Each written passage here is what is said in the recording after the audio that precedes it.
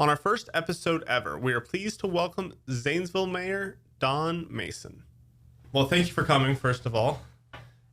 So we're just about to get into it, but I wanted to ask you right off the bat about the Lear property. You've been interviewed about that recently by us, and I just wanted to kind of start with, so we have a little bit more time here, start with like how one goes about assessing a site like a brownfield site like the Lear property or Mosaic Tile or something like that, and then what your kind of visions are for those types of properties around Zanesville. Well, thank you very much for the opportunity to be here as a representative of really the people of Zanesville. So what makes the Lear site unique is that there's a split ownership in the sense that the city of Zanesville owns the surface rights. And unfortunately, with the surface rights comes illegally and improperly demolished building. Right. And the reason I say illegally and improperly is an asbestos abatement program was never prepared or filed or approved of by the proper governmental officials. So across the site, and the reason they were ultimately shut down, and this is my understanding from what I read, is because they had failed to file their asbestos abatement. I guess my criticism at this point is, why did it take governmental officials until a 120,000 square foot building was literally rubble before anybody realized, oh gee, the asbestos was not abated? But I guess the second thing is nobody ever scrutinized the fact that the company demolishing it didn't have a legitimate bond company, demolition bond, performance bond. Another thing is bells and whistles should have gone off when the company that owned this never paid a nickel of property tax over the period of the years. Gotcha. Never paid a nickel. I believe over $250,000 of debt was run up. Why didn't anybody realize that when they were paying the casual workers nightly with cash and not paying any state, federal, local taxes, not paying any workers' comp, why didn't people recognize at that point in time that this was an illegal sham operation? So let's get all those criticisms aside. So we inherited, in a sense, we were able to put a bid in on the spring of 2020, and we took ownership in the end of July of 2020 of this property. So starting at that time period, we started working with environmental engineering firms to actually inventory and identify what was there. Well, by measurement, the first engineering firm thought we had about 66,000 cubic yards of debris. Okay. And they categorized most of it as being asbestos containing. I had a bit of a problem with that. I used to do environmental and energy law, and so I was trying to apply my environmental eye to it.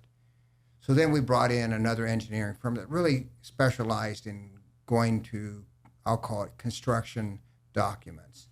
And we brought them in, and they actually, the kids out there will love this. They flew it with a drone using LiDAR to actually measure. Okay, so we were actually able to use modern technology to measure. And it was determined about 16,000 yards of debris rather than 66,000 yards of debris were there. So that really starts to help us on the cost.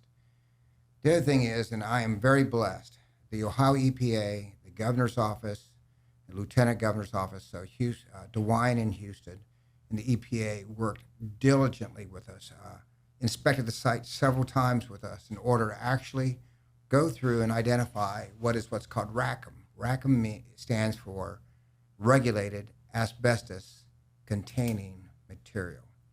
So the Ohio EPA actually had boots on the ground several times with us and went through this. And they were able to identify that maybe 2 to 3% of all the waste is RACM.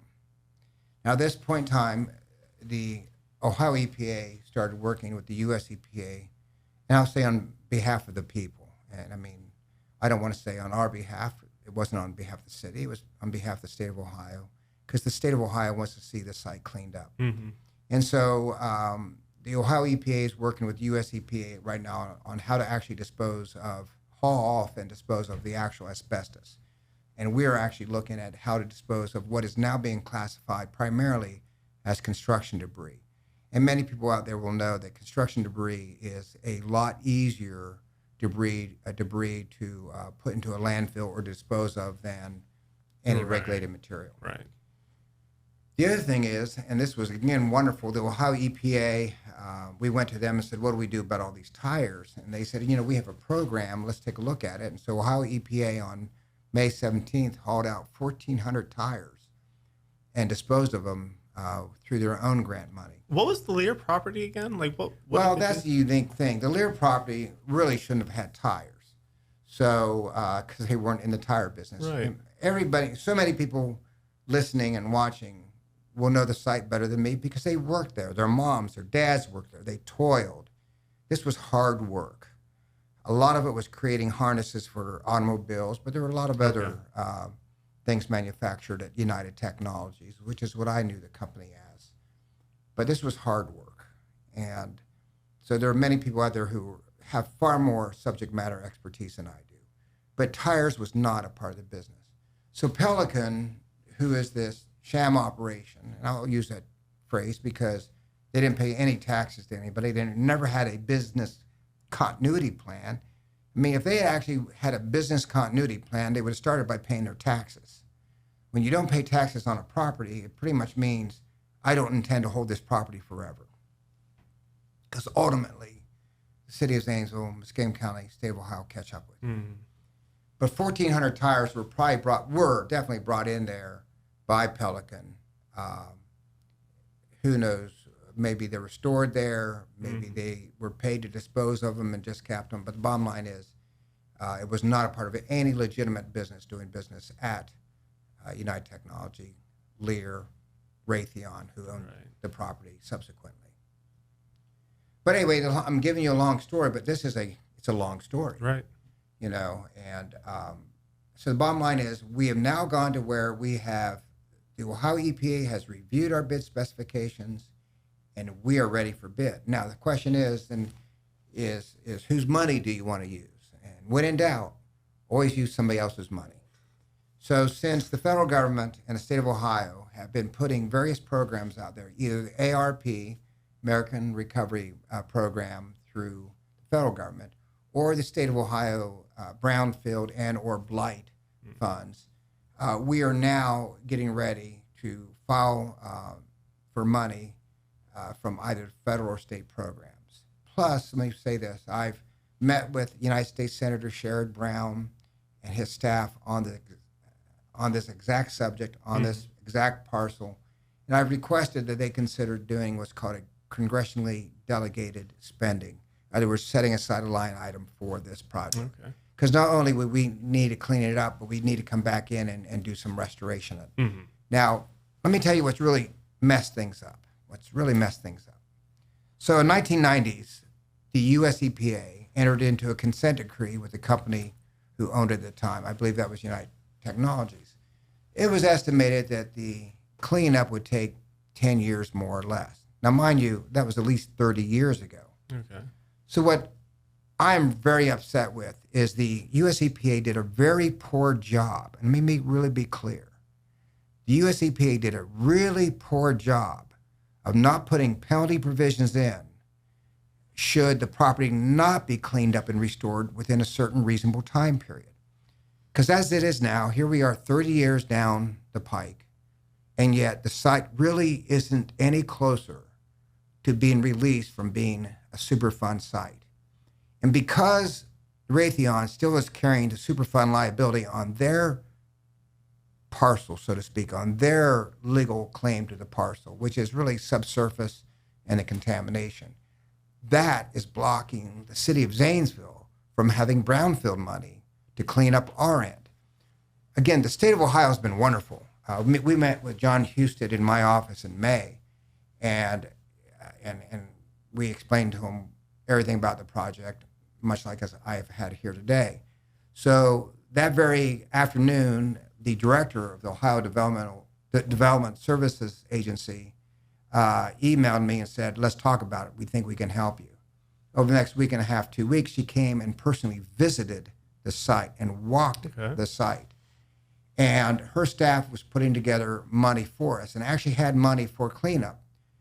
But the US EPA is not allowing the state of Ohio to use their brownfield money to clean up our brownfield because they interpret, US EPA interprets federal law to be that you can't use brownfield money to clean up a brownfield if there's a Superfund liability on the site. The reason I take a difference of opinion on that is the city of Zanesville does not now, nor has ever had Superfund liability. That's always rested with United Technologies, Lear, and Raytheon. Okay. So I'm still going to try to push that law be interpreted differently. My understanding in other jurisdictions, and we are in US EPA Region 5, it's my understanding other regions of the US EPA have interpreted differently. So I'll continue to work that legal angle the best I can. Because frankly, when I talk about this site, when I walk this site, I really get angry because we were slapped in the face, and we are actually being slapped in the face every day that this site continues to be like this. It's insulting to the people who lived in the area, and there are still many people who have lived there now for 30, 40 years or more. And they're going to die probably before this can be cleaned up unless we can turn around very quickly. So that's why on October 1st is when the grant period opens for us to apply with the state of Ohio, and we will. I mean, I don't know if I have to have staff wait up till 12:01 and file it, but that's what we're going to do. So if you had your way and everything got cleaned up real soon, what do the people that live around that area have to look forward to if you had your ideal situation? Thank you. So let's talk about Zanesville. So when I was mayor in the 80s, we had around 29,855 residents. You had around 12,000 residential structures. Now we have about 10,200 residential structures in Zanesville. And that's sad because that means our housing stock is dropping. Now, the reason now we only have like 25,000 residents, and I wouldn't be surprised if the census, if it ever gets delivered, it's already, 7 months late. But I wouldn't be surprised if we actually drop below 25 because you can't keep tearing houses down and having family units, families. In the old days, in my house, I lived on the corner of Linden and West Monroe. I lived at 1240 Linden Avenue, which is a plumbing business now. We had 7 of us, mom, dad, 5 kids. Well, there aren't very many residences anymore that have mom, dad, and 5 kids. You might run into 3 to 4 in a house. So that's why when I say we have 10,200 structures, many of those are 1 and 2 people per home, per apartment.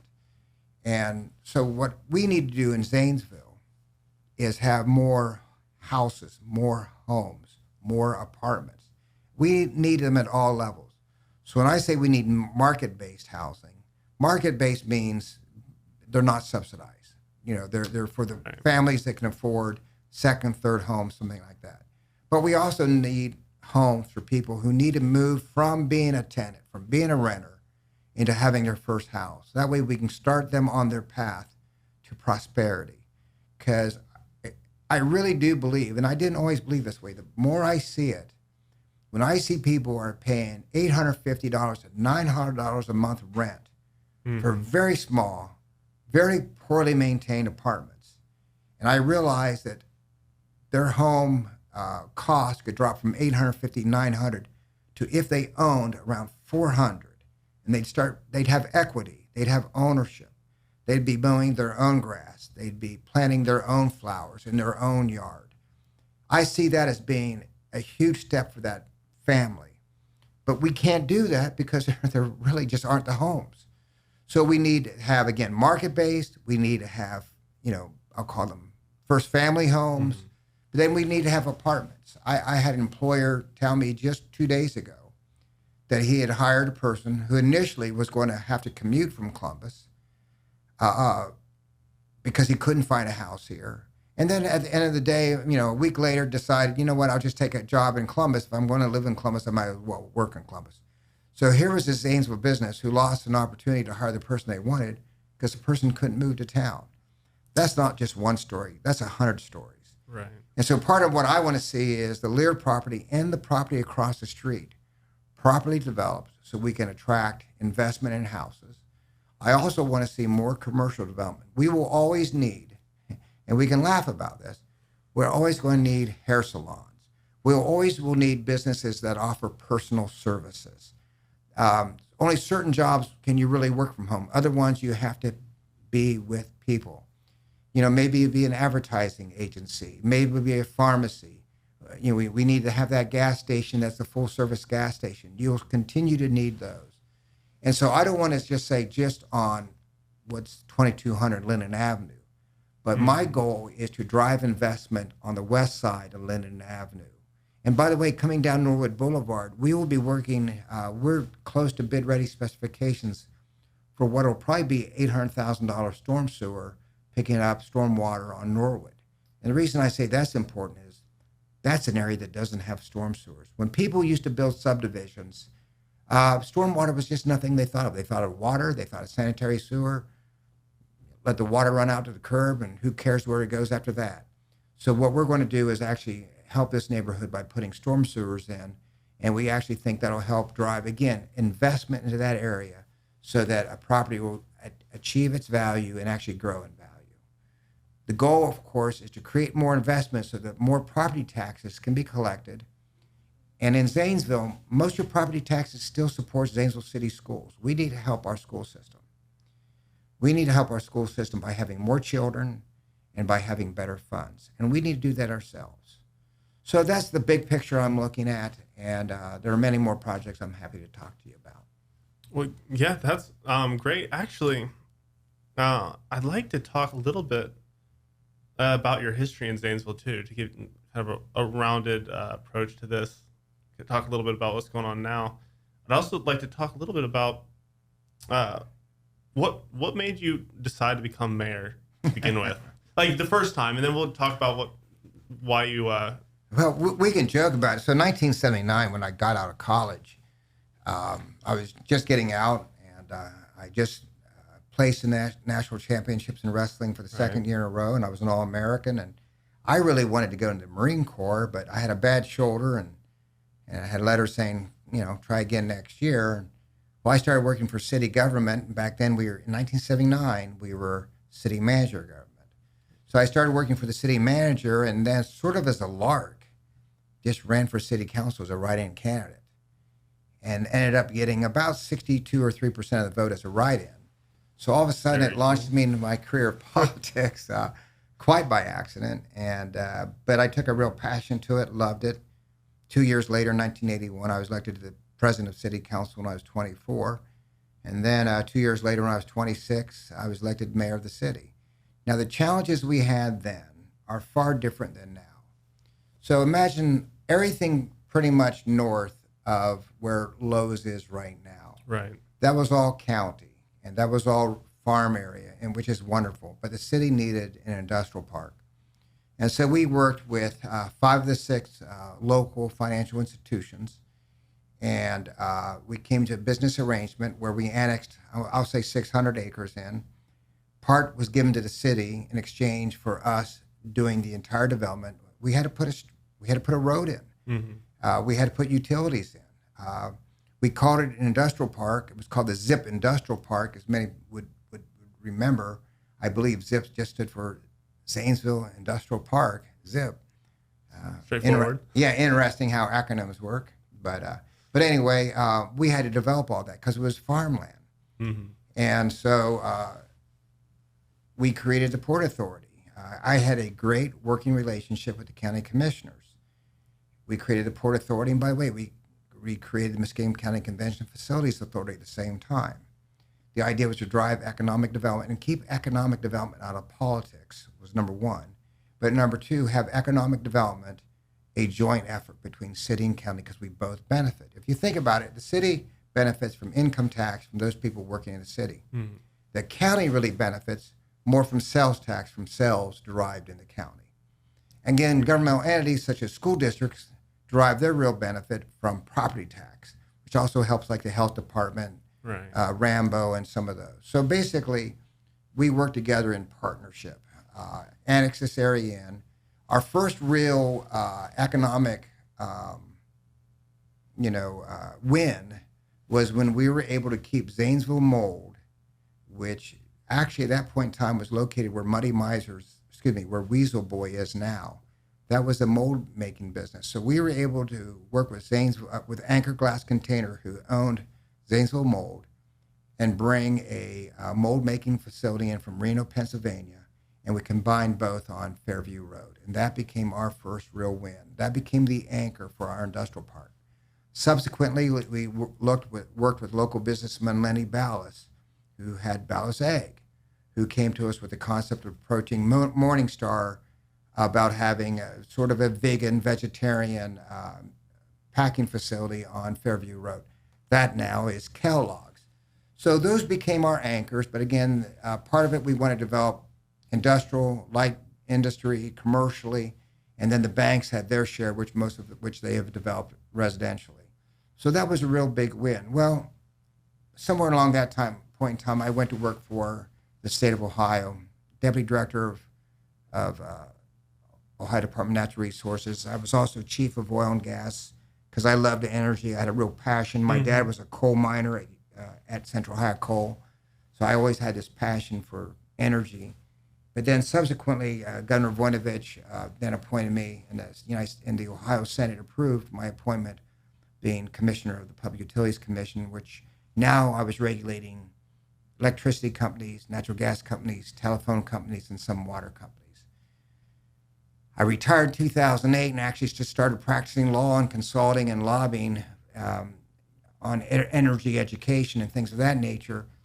But I'd always come back. I lived in Zanesville. I never moved from Zanesville. I would just always be watching what was happening and what was not happening. And actually, I became more and more frustrated with what was not happening. I saw we were missing opportunities.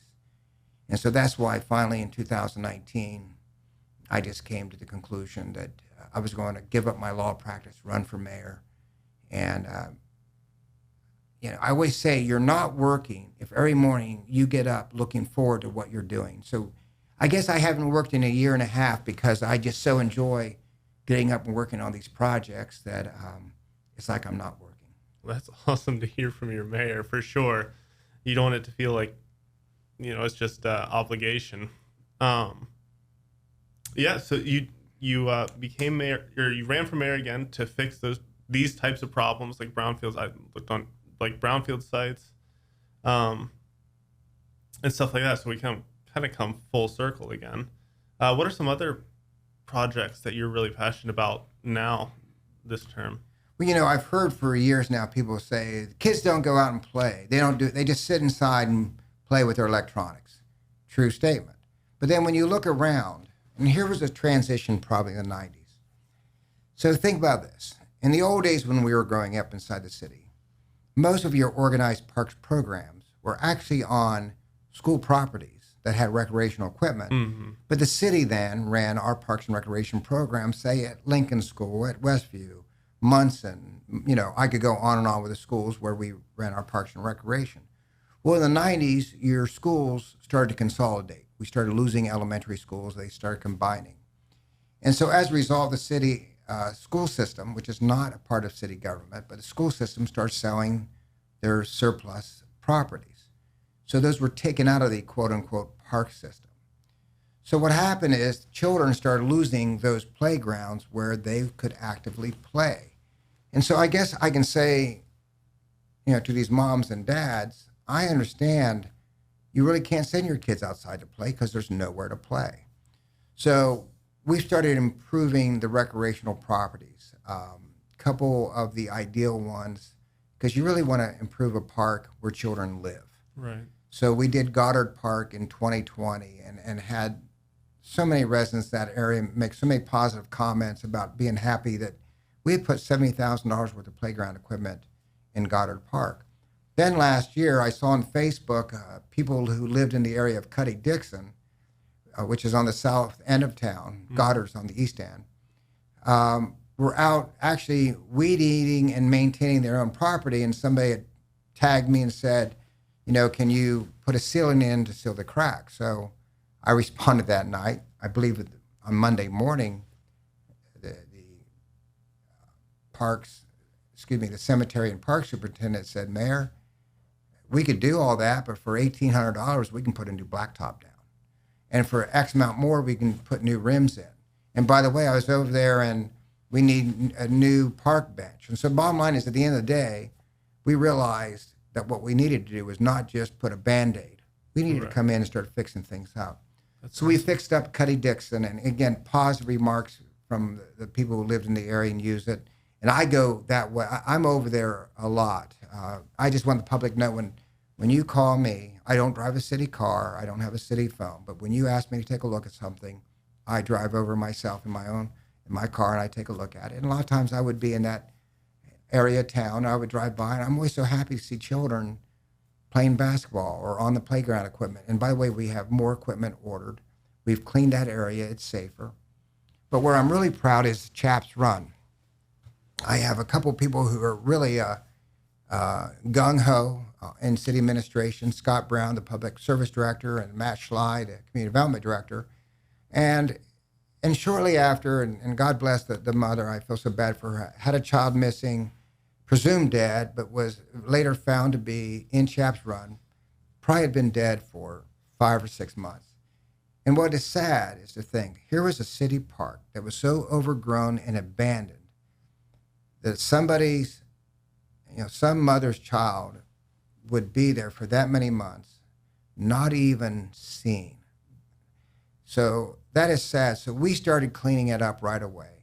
And even right now, here we are in July of 2021, we have equipment in there right now cleaning it up. We're going to come back and reseed it. We plan to put, I think, about 2,000 feet of sidewalk in to make it walkable. New playground equipment, new shelter house. We're going to make this a park so that, again, children can actually go outside and play. I was down there after church a few Saturdays ago, and just to take a look at it, because I drive over there about twice a week. And I was really happy to see a man walking along the creek, or actually Chaps Run. It looked like his son or daughter on his shoulders. And I thought, that's what I really want. I want a mom or dad to be able to walk their kid down there and know it's safe. And it makes me happy. So we're trying to improve a lot of these parks. Now, on the west main side of the Y Bridge, the city bought the old white Chevrolet, also subsequently was J.W. Wilkes used car. We bought that property because we want to be able to develop State Route 40 commercially, but behind it, make it, again, what's called passive recreation. Passive recreation is where you would go taking your child in a stroller or walk with your child so you can really look at the flora and the fauna, look at the birds, look at the plant life. We're going to open it up so that people will be able to walk right down to where the Licking and the Muskingum meet, and they can go fishing. Passive recreation, such as fishing, is a wonderful sport. Yeah. And so that's what our goal is to do there. And frankly, we are also going further west on improvements we can make to Gant, the baseball stadium. Okay. God bless the city for naming it after Mr. Gant.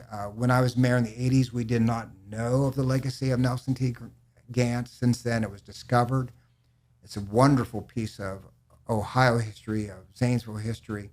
But I think we need to give proper tribute by fixing up Gant Park so we can get more use out of it. So that starts to give you an overview of some of the things we're doing to, again, make Zanesville a more livable community. I'm also very pleased to say that we started our downtown concert series.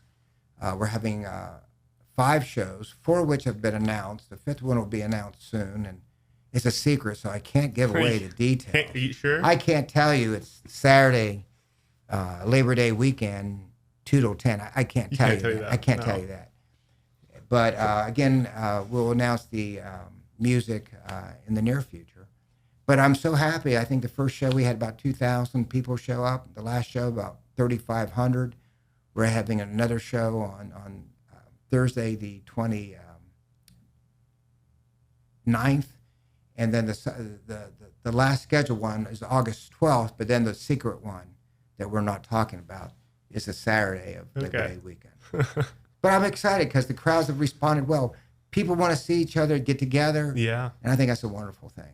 It's so nice to get back to some semblance of normal after all of the hecticness of last year. Actually, Katie, what time are we at right now? 30. Okay, so we have a little bit more time. I have another, definitely two more things I want to ask you about, and one of them is about COVID. How do you think Zanesville is rebounding after the quarantine, all the financial mire that we went through last year? Well, let's say this, and I, having practiced law for a number of years and having been in government and business, you always learn to move away from looking at generalities. Let's get down to technical information, tactics, so to speak. So I was initially really concerned in March and April of 2020 because I saw our streets didn't have cars going up and down. Mm-hmm. Matter of fact, we used it as a great opportunity that year to pave a section of Maple Avenue that was very rough, and we were able to do it because traffic had decreased so much we didn't need two lanes. We were able to do it on one lane. But I was concerned that our gas tax was going to drop. Gas tax, I can't remember exactly how many nickels, but a portion of it goes to Zanesville itself, and that's how we pay for our asphalting. Okay.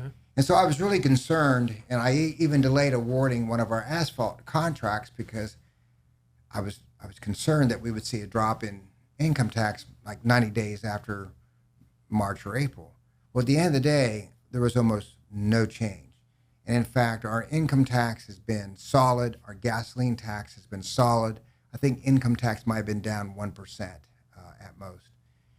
Now, I'm of course concerned that it continues in 2021, but my understanding is sales are up, sales tax is up, our income tax is solid. So all I can say is, despite what we would hear in Washington, D.C. about COVID, people kept working, people kept paying their taxes, and kept spending their money.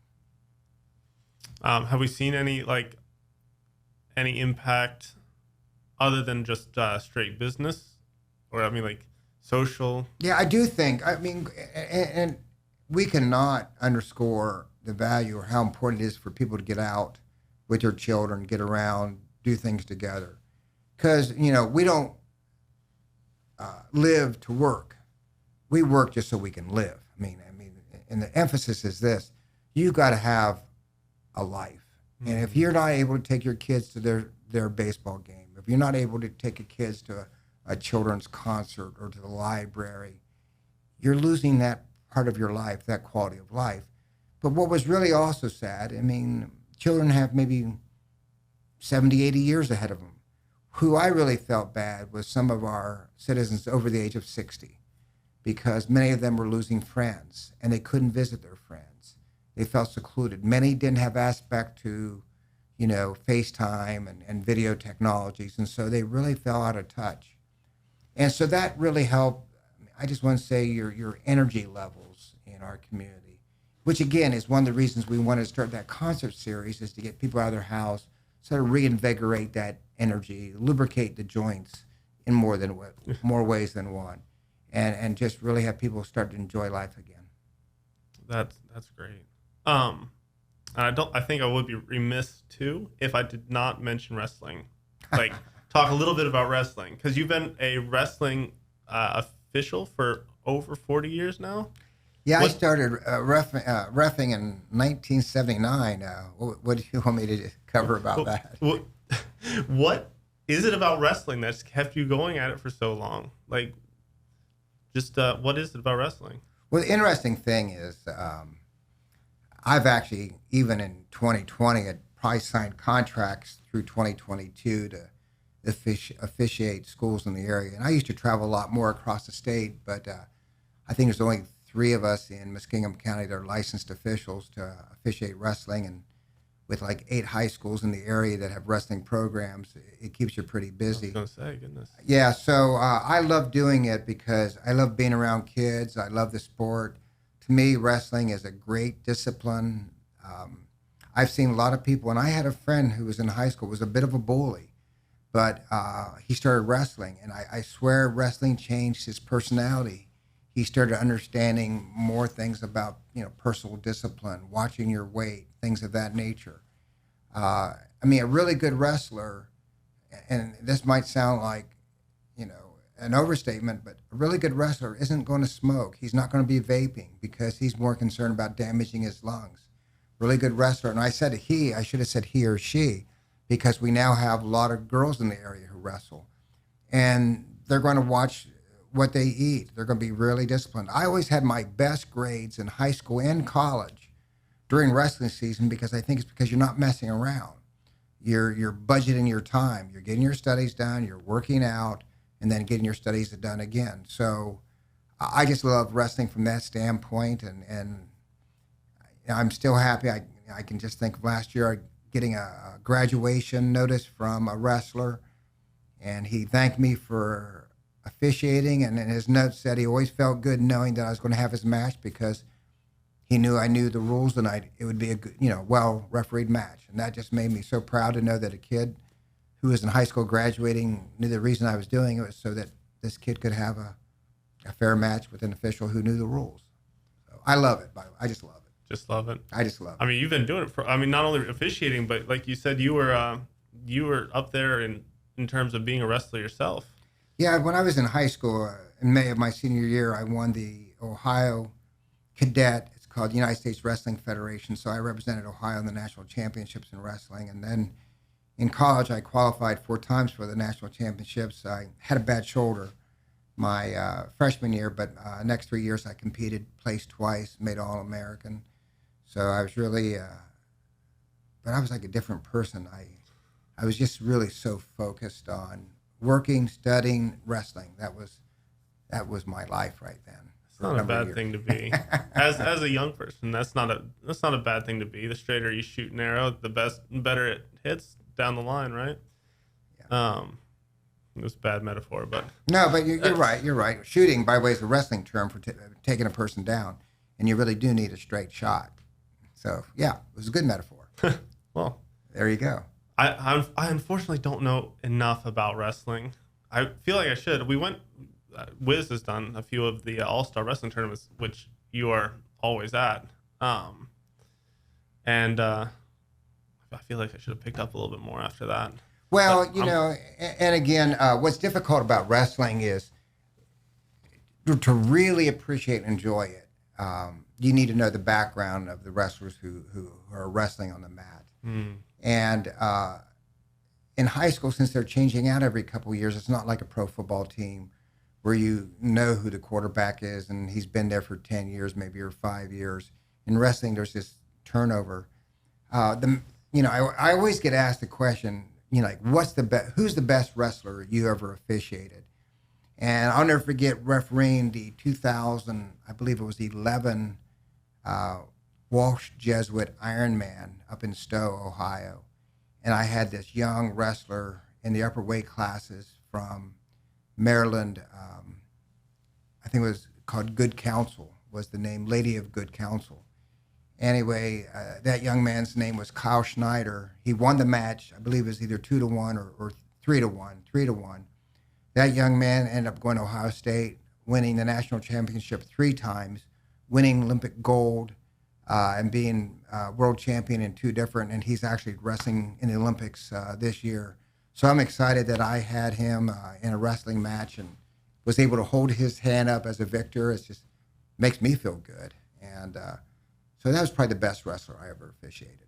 That's really cool. So he's actually going to be in the Olympics this year. Kyle Snyder. He's the 60. No, I'm going to say everything's in kilograms. So he weighs about 217. So you divide that. I think it's about 70. No, it's bigger than that. I'll have to figure out how many. You're in the 70-some kilogram is what it gets down to. Okay. Yeah, I think it's kilograms like 2.2 pounds or something. A kilogram is 2.2 pounds. So you divide. So it's about 97 kilograms. So it's about 217 pounds. Okay, cool. Well, that's actually really cool. Where did you say he was from again? Maryland. I believe it's called Lady of Good Counsel. Okay, cool. But he went to Ohio State, was a Buckeye. Well, let's see here. I think that's about all I wanted to get into today. Thank you very much for stopping by and doing this with us. Well, I'm really pleased. I mean, we are blessed with the local businesses, local owned businesses we have, and of course, WHIZ has been serving our community for so many years. We're blessed to have you here. I could go to many other communities our size and bigger that don't have their own television station, and I hate to say it, too bad for them, because we are blessed. What I do want to ask the public is continue to stay involved in your community. Maybe it'll be a Kiwanis club. Maybe it'll be a neighborhood group. Maybe it'll be your school PTO. We need more citizens involved. Help coach a bitty, football or youth league or a soccer team. Stay involved, stay committed, because we need everybody out there. Well, that's part of the reason why I want to do this podcast, is to get community members in, so people start learning who's who in the community, so they can get involved more, or just know more about their community. So thank you for coming on and letting more people know about you.